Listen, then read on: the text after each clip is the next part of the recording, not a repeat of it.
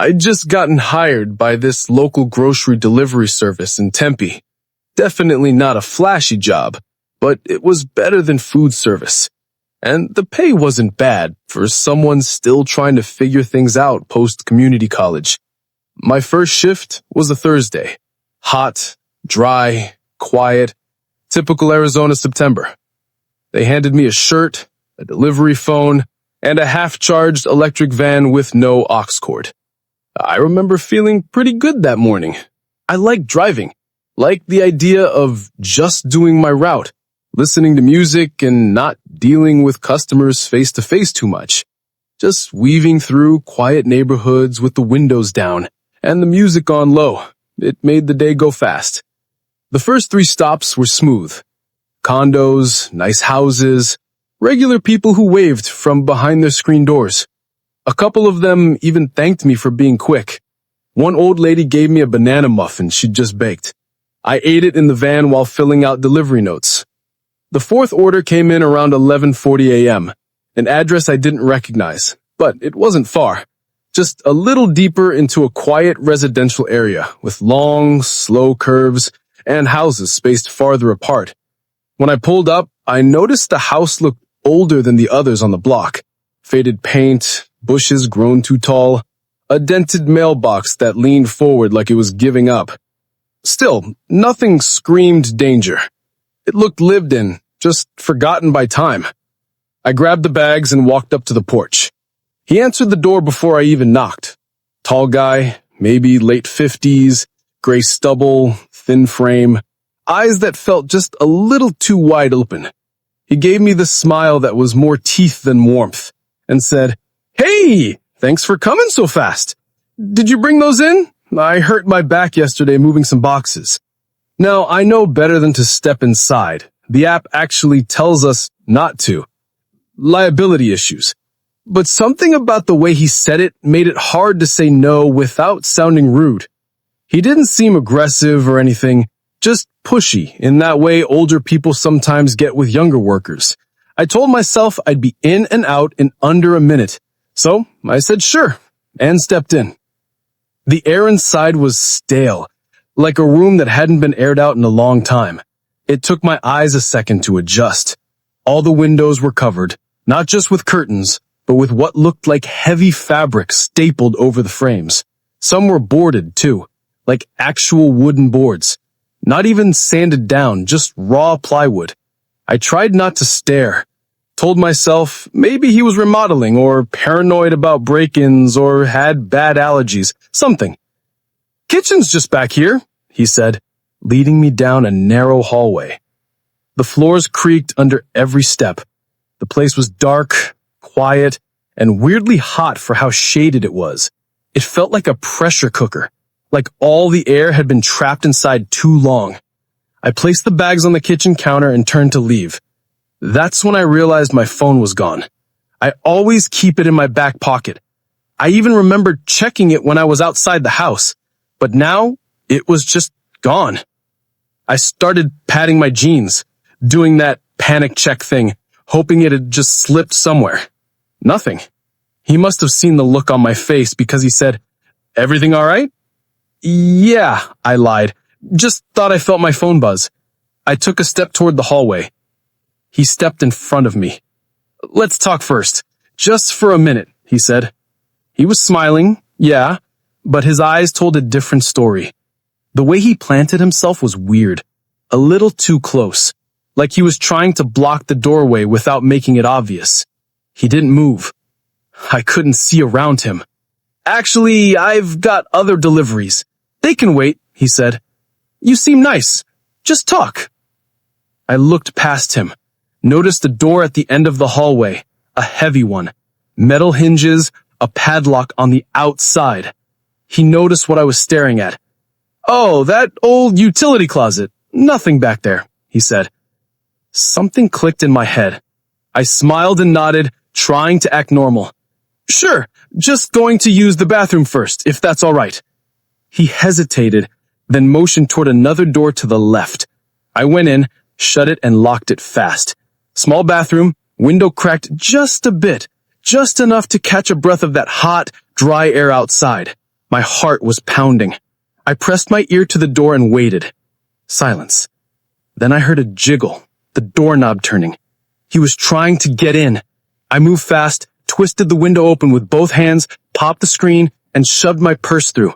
Then I climbed onto the toilet, wedged my knees up, and squeezed through. Barely made it. Scraped my hip bad on the way out, but I hit the ground running. Left my shoe behind, ran down the driveway, flagged down a truck passing, didn't even think about the delivery van or grabbing my phone. Just waved my arms until someone stopped. The guy stopped, rolled down his window. I probably looked insane. Sweating, one shoe, torn shirt. I told him I needed help. He unlocked the door and I jumped in. He called the cops. I told them everything. The man, the house, the locked doors, the missing phone. When they went to the house, it was empty. No man, just the groceries, and that smell of dust and heat. They said no one by that name ever owned it. The electric meter had been shut off for months. It was supposed to be vacant. I quit the job a week later. Got my phone back. Someone found it ditched in the storm drain a block away. Screen was cracked. All the apps had been logged out. I don't even want to imagine what would have happened if I hadn't found that window. But one thing I know, I'm done with house deliveries for good. I started cleaning houses just after the new year, January 2023. I've been laid off from my last job at a vet clinic after nearly 6 years. And as anyone who's been in that boat knows, the bills don't slow down just because your paycheck does. A friend of mine mentioned her cousin was hiring for a small family-run cleaning company. Not the kind of job you dream about, but I've never been above rolling up my sleeves. And honestly, after all the chaos of dealing with pet owners and clinic emergencies, the idea of quiet solo work sounded like a relief. The company was based in Ogden, Utah. They mostly took contracts outside the city. Farmhouses, rental cabins, old ranch-style homes spread across stretches of land that hadn't changed much since the 70s. Some jobs were an hour away. My first assignment came on a Tuesday. I remember because it had snowed the night before, and my windshield wipers were frozen stiff. It was one of those cold, gray mornings where the sky just presses down on you, and even your breath feels heavy. They gave me one job for the day, a house about 30 minutes outside town. I loaded up the van and took my time on the icy roads, driving past bare trees and fields that looked brittle from the cold. The house itself sat tucked back behind a long gravel driveway just beyond the tree line. 2 stories, faded green siding, the kind of porch that wraps all the way around. It probably looked beautiful in the spring. In January, it looked forgotten. No vehicles out front, just deep tire tracks frozen in the driveway. I parked, grabbed the company checklist, and started up the steps. A man stepped out. Mid-60s, thin gray ponytail, weathered skin, wore jeans, a thick red flannel, and had a way of smiling without showing any teeth. His eyes were sharp, but not exactly friendly. "You the cleaner?" I nodded and introduced myself. "You're early," he said, giving a small nod. "That's good. I like early people. Everything you'll need's in the supply closet off the kitchen. I'll be out back, yard work. If you need anything, just knock." He handed me a clipboard with the signed agreement, then turned and walked around the side of the house. The gravel crunched under his boots, then faded into silence. I stepped inside. First thing I noticed was the heat. Way too warm, and dry enough to make your eyes feel heavy. It smelled like wood polish, maybe lemons, but underneath was something damp. Not quite mildew, not rot, just old. The house was clean enough, but clearly lived in. Dusty baseboards, cloudy mirrors, fingerprints on the light switches. It didn't feel abandoned, more like it had been prepped. I started in the kitchen. Nothing unusual. Dishes drying on a rack, clean counters, a faint smell of coffee grounds. I went through the checklist. Wipe surfaces, sanitize handles, sweep and mop. All routine. The first weird thing happened in the living room. I was dusting under the TV stand when I saw a red light, just faint blinking. I leaned in, thinking maybe it was a motion sensor or some kind of smart home hub. But it wasn't. It was a tiny camera, smaller than a golf ball, tucked into the corner beneath the bottom shelf. I froze there for a second. It was angled directly at the couch. I'd seen cameras before. Airbnb hosts often installed them, sometimes in weird spots. But this wasn't a rental. And this wasn't the only one. As I started paying closer attention, I saw another one painted the same beige as the wall above the mantel. This one wasn't blinking, just quietly watching. I tried to focus, kept my head down and kept scrubbing. Probably just some solo guy with security issues. I thought maybe he lived alone and was paranoid. But then I saw the mirror. There was a pinhole in the upper right corner, not big enough to be obvious, but once I noticed it, I couldn't stop looking at it. It reminded me of a hotel mirror I once saw on the news where they had found a lens hidden behind the glass. That's when I started to get uncomfortable. I walked into the hallway, planning to clean the bathroom next. Still hadn't heard any yard work outside. No leaf blowers, no raking, just silence. Inside the bathroom, I turned on the light and got hit with that same strange warmth. I went through the motions: sink, toilet, mirror. I leaned over to pick up a towel from the floor, and that's when I saw it. Another camera. This one was behind the towel rack, barely visible unless you were eye level with the baseboard. It looked drilled into place, wires trailing along the molding like they were part of the construction. I stood up slowly. My hands felt clammy. I walked back to the kitchen. My bag wasn't there anymore. It was just gone. That's when the knot in my stomach really formed. I headed for the front door. He was already standing there. "Forget something?" he asked, still smiling, still not blinking enough. "Yeah," I said, trying not to let it show. "I think I left my water bottle in my car." He shifted slightly, just enough to make getting past him feel like squeezing between two strangers in a tight aisle. "You've only been here an hour?" he said. "You're not usually this quick, are you?" "I get headaches if I don't drink enough," I said. "One of those annoying things." I stepped forward. He didn't stop me, but he didn't move much either, just stood there, his body a kind of soft barrier. That's when I heard a phone buzzing, not from inside the house, from outside. A second later, a car horn beeped. I looked past him and saw my coworker, Laura, pulling into the drive. She rolled down the window and waved. "Hey, boss said to swing by, see how it's going." I didn't waste a second. "Appreciate the opportunity," I mumbled, squeezing past him. He didn't move to follow, didn't say another word. But as I opened my car door, I heard him from behind me. "You missed a spot." Laura saw my face as I climbed in and locked the door. "What happened?" "I'll tell you once we get to the office," I said. "Let's just get out of here." Back at the office, I filled out a report and told them everything. My boss pulled the booking details, called the police, and filed an official report.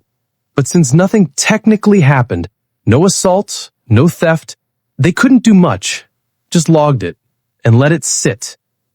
3 days later, the man showed up at the office, said he found my bag in the hallway, and thought he'd be polite by returning it in person.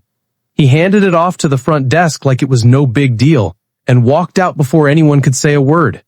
My phone was inside, still on. I don't do rural jobs alone anymore. If it's more than 10 minutes from town, I pass. And anytime someone says, "Don't worry, I'll be out back," I worry because I still think about that man, about how close I was to staying just a little too long. Laura and my boss, honestly, they felt like guardian angels that day. If Laura hadn't pulled up when she did, if my boss hadn't taken my report seriously and called the cops, I don't know how it would have ended. I don't even want to guess. Some people say, better safe than sorry. Like, it's just a line. That day, It was everything. I took the landscaping job because I needed something fast. Bills were stacking up fast, and sitting around refreshing job boards wasn't cutting it anymore. I wasn't new to physical work. I've done roofing, demo, warehouse shifts, but this one was easy to grab. No interview, no paperwork backlog, just show up on Monday and bring gloves. I'm 33, not exactly a stranger to getting dirty. Besides, I've worked worse jobs in worse places. Landscaping sounded decent enough. First day on the crew, they split us up before we even finished our coffees. One guy went to tackle the front yard. Another was sent off to do hedges along the side fence, and I drew the back. We were at this rural property outside Lafayette, maybe 10 minutes past anything resembling a gas station. No neighbors in sight, just fields, oak trees, and the noises of cicadas. It was the kind of place where you don't ask too many questions. You show up, do the job, and leave before the sun gets mean. The house was a squat, one-story structure, low and sagging a little in the middle. It was tired of standing. The siding was flaking, vines choked the gutter system like they were trying to pull it down. There was a van in the driveway, and 2 trash cans tipped over near the porch. If I hadn't seen the work order myself, I would have thought the place was abandoned. The client wanted a full yard cleanup. I grabbed my trimmer, looped around the left side of the house, and stepped into what I can only describe as a backyard that hadn't seen a human being in at least a decade. Grass waist-high, a rusted-out sedan consumed by weeds, a chicken coop caved in at one corner. I swore I saw a raccoon watching me through inside a busted barrel. That wasn't even the weirdest part. Every window in the back of the house was covered with layers of foil, some reinforced with cardboard and duct tape. It was wrinkled and sun-bleached, but still stuck tight. And mounted on the roof, antennas. Not just a satellite dish or a ham setup. No, this was a full bouquet of antennas, different sizes pointing every which way. It looked more like a radio tower than a home. I remember laughing a little to myself, like, all right then, one of those houses. Anyway, I started trimming along the fence line. Normal stuff. I had my earbuds in, music on, just enough to keep my rhythm. About 20 minutes later, I moved in closer to the house. That's when I got that sudden rush. You know that feeling when your body just knows something's off? That thing you can't quite describe? When the hairs on your arm start standing up, even though it's hot as hell outside? I looked up, and the back door was open. A man was standing there. He stepped out, shirtless, barefoot, eyes wide, like he'd been jolted out of a nightmare. His hair was standing up in clumps, sticking to his forehead. He was sweating, and not just from the heat. There was this wild look in his eyes, like he was trying to recognize me and not liking what he saw. He moved so fast, down the 3 warped steps, across the patchy lawn, straight toward me. "Hey," he barked. I cut the trimmer, pulled one bud out of my ear. "Yeah? Who sent you?" I blinked. "Sent me? I'm with the Crew Landscaping Company. You booked us." He kept walking, until he was maybe 5 feet from me. His hands were twitching. His whole body was tense, like a dog about to lunge. I noticed something shiny in his right hand, a knife, serrated, hunting style. "Don't lie," he growled. "You're one of them. I saw the signal. You've got the tracker." He grabbed my left arm with his free hand and jammed the blade up under my jaw. I could feel the metal, warm, not cold, probably from sitting inside his hand too long. He had it locked in, but his hand kept jerking now and then. "You're not taking anything, you hear me? You don't take from me." I tried to stay calm, told him my name, told him it was my first day. I didn't know his name, didn't know who they were, didn't even know what county we were in. "Phone," he said. "Give me your damn phone." I handed it over. He chucked it behind him into the weeds, then demanded my wallet. Said he'd check it, make sure I wasn't some fed in disguise. I gave him that, too. What else could I do? I wasn't about to test him. He took a few steps back, still watching me, like I might sprout wings and fly off. I didn't move, didn't breathe wrong. I just waited. Then I heard something. Thank God. Someone calling. Yo, everything cool back here, Jermaine? One of the guys from the front. He came strolling around the house with a blower slung over one shoulder and a half-eaten granola bar in the other hand. He stopped in his tracks when he saw what was happening. The man spun, knife still up. Jermaine froze for a second, but then he looked straight at me. Run, I said. We both did. We bolted around the side of the house like bats out of hell, yelling loud enough to wake up the neighborhood, which was pointless because there wasn't one. As we rounded the front yard, we spotted the third guy on our crew, Sam, trimming along the flower beds. We screamed for him to run. He dropped the clippers without hesitation and joined us in a full sprint down the empty road. No sidewalks, no signs, just dry ditches. We didn't stop until we were a good 100 yards out. That's when we finally called our manager. He pulled up within 10 minutes. He came skidding up, dust everywhere, and we piled into his truck without waiting for him to cut the engine. We called the cops as soon as we got back into town. Turns out the guy had a history, prior arrests, psych evaluations. He wasn't supposed to be unsupervised, was supposed to be living with a relative, but apparently no one had checked on him in a while, and somehow he ended up out there, holed up and off his meds. My phone? Never saw it again. Same with my wallet. Didn't even bother filing a claim. That job could have gone a lot worse. I still do landscaping.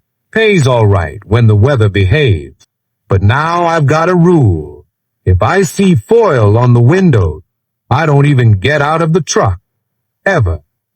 I was 2 weeks into my new job with the ISP when I got the ticket for a routine install on the east side of Bakersfield.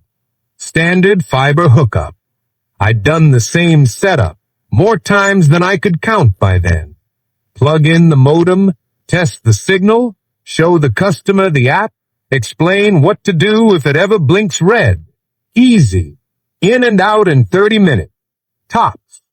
The house was one of those old ranch-style homes that you walk into and immediately know, yeah, nothing's been touched since the 70s. Chain-link fence with weeds growing up through it. Driveway full of cracks wide enough to eat a bike tire. No car out front. No dogs barking. Not even wind. Nothing but the dry heat bearing down. The soft buzz of a transformer nearby. And that weird metallic clinking echoing from somewhere far off. I remember that clinking. I rang the doorbell. Nothing. Knocked. Nothing. I was about to mark it as a no-show when the door opened just a few inches. Then it creaked wider. A guy stood there, maybe mid-50s, hard to tell. Pale skin, sunken eyes, like he hadn't slept in a while. He had this slightly glazed look, like his thoughts were somewhere else. He didn't smile or say hello, just stared at me, then stepped back into the house and left the door open. At first, I thought he was ill something or disabled, but then I noticed what was on the window. Aluminum foil.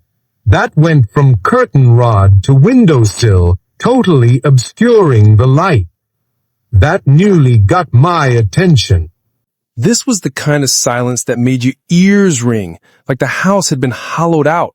No ambient sounds, no ticking clock, no fridge buzz. The air smelled faintly of must and drywall dust. The furniture looked unused, like it had just been placed there for show. A couch with no throw pillows, a table with one chair pulled out, no family photos, just stacks of unopened mail and boxes pressed tight to the walls. The modem location was marked, just like the work order said. Coax cable exposed, wall bracket still in the bag. He stood behind me for a second while I unpacked my gear, then disappeared down the hall. Fine by me. I liked working without someone hovering, breathing. Drilled the mount, set the router, ran the connection test. Signal was solid, better than average actually. I finished up and called out to let him know we were all set. That's when he stepped back into view and said his first full sentence. There's something in the basement that needs looking at. Can you help me? The way he said it gave me pause, calm, flat, like he was reading off a line, like a script. I held back. I don't like basements, never have, especially not old ones in houses that feel like nobody actually lives in them. But I was still trying to make a good impression, get the good reviews, so I said, yeah. He led me to a narrow door next to the kitchen. It had that sealed up look. The paint chipped, the handle looked stuck. It screamed off limits. The light was already on inside. I could have been waiting. I figured he had some wiring issue, maybe needed help lifting something. My boots hit the steps and the whole thing creaked louder than I wanted, like a warning. Bare wood, no railings, and just steep enough to make you watch your footing. I ducked under a swinging bulb and stepped down onto the concrete. The basement was unfinished. Just a big open space, cement floor, exposed beams, rusted shelves with boxes that smelled like mothballs and something older. There was a washer and dryer shoved into the corner, covered by a tarp. It was damp. That dampness that makes your skin feel clammy and your bones ache. And there was a smell, something sharp and chemical mixed with mildew. I tried to pin it down, something like paint thinner or kerosene maybe, but wrong. I turned back toward the stairs to ask what he needed. He was standing at the top of the stairs, looking right at me, eyes still. He reached into a utility closet near the kitchen and came back with a heavy chain and padlock. He looped the chain through the door's inside handle, then stepped up into the hall and pulled it shut. I heard the lock click. Just to be safe, he muttered through the door, his voice muffled, barely audible. I froze there for a second, staring at the door like maybe if I looked hard enough, it'd swing back open. It didn't. Hey, I called up. You locking me in? I tried to laugh like it was a joke. I've got more appointments, man. Let's not do this. Still nothing. I scanned the basement for exits. There wasn't a window, just a single air vent, small and square, up near the ceiling above the laundry area. I grabbed a crate, dragged it underneath, climbed up, pressed my face to the vent and started yelling. Not just calling for help, I mean screaming, over and over. I shouted until my throat went raw, until I thought my voice would give out completely. I pounded on the middle grate, hoping sound would travel. I don't know how long I kept at it. Minutes, probably. But eventually, I heard something outside the door. Keys, movement, then the click of the lock. The door creaked open, and there he was. He didn't speak, just stared at me, like he wasn't expecting me to react like that, like maybe he'd scared himself. I didn't wait for him to change his mind. I shoved past him, ran, made it to my van, slammed the door, and drove off with the back still open. When I finally pulled over, right in the middle of the street, I called the cops, told them what had just happened. The guy was arrested that same afternoon. They charged him with attempted kidnapping and false imprisonment. Now, if someone asks for a quick favor downstairs, I pass. If there's a basement involved, every door stays open, and if anything feels even a little off, I leave. No 5-star review is worth the risk. If any of these stories got your heart racing, smash that like button, hit subscribe, and drop in the comments. What would you have done in their shoes? Wait, there's more dread where that came from. Click now to watch 4 disturbing, deep into the woods horror stories where trees block the signal and the screams. Stay sharp, stay safe, and I'll see you in the next nightmare.